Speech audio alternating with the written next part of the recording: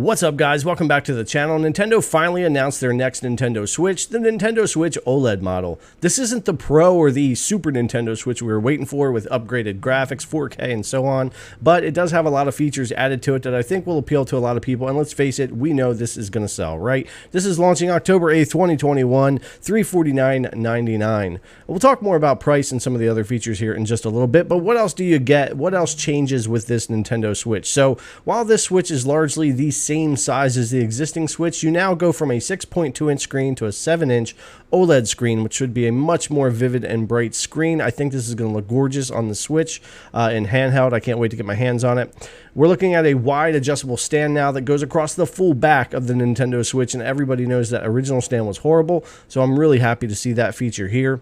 We've also got built-in LAN port in the dock itself, and this is going to be something important moving forward, and I want to talk more about that feature here in just a minute. 64 gigabytes of internal storage doubles the storage rate of the current Nintendo Switch at 32, so that was something else really nice to see. And we're getting enhanced audio. I'm not quite sure what all that means, other than it'll probably have better volume. I always thought the Switch speakers were a little light on volume, so we've got a better enhanced audio experience when in tabletop or handheld mode with the Nintendo Switch OLED model. This does sport the original 3 modes, just like the Nintendo Switch: TV mode, tabletop mode, handheld mode, and it will play all the past and future Nintendo Switch games. We've also got 2 models to choose from when pre-orders do open up. That's going to be the Nintendo Switch OLED Model White set and the Switch OLED Model Neon Red and Neon Blue set, which goes with the original launch back in 2017. I'll take either one of these that I can get, but I will sure be trying to get my hands on the white set. Now, accessory-wise, Nintendo will have a Switch carrying case and a screen protector specifically for this. It looks like they've got the white and black scheme. We've still got the awesome Nintendo Switch Pro controller and lots of Joy-Con options as well.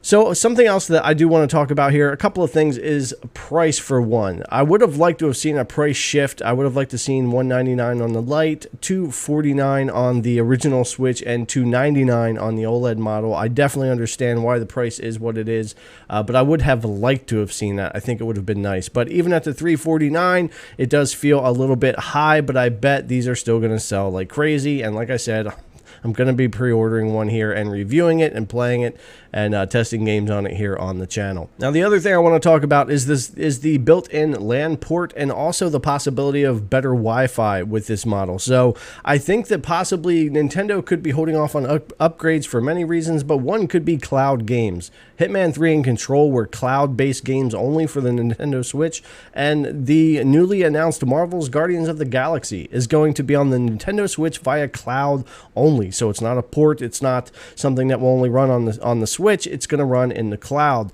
And with better LAN support for the dock and hopefully better Wi-Fi, we should be able to see a better performing system for cloud gaming. Now, I don't know that you'll see GeForce Now or Shadow or Xbox Game Pass or Stadia or any of that kind of stuff come to Switch. I don't think you're going to necessarily see cloud gaming like that come, but I do think that these things with internet aren't just for multiplayer. I do think they're also to point to a future of more cloud games on the Switch, running games at higher graphics and frame rates than the hardware itself is able to do. So I think that might be a possibility of what's going on here and what the Switch is gearing up to do, which would actually be pretty cool if they get them running really well. Hitman 3 and Control was a little hit and miss, but if they can get things straightened out, I think cloud gaming could help the Nintendo Switch with its longevity, because let's face it, at this point, we're probably 2023 to 2025 before we get an upgraded Super Nintendo Switch or whatever Nintendo decides to do after this gen.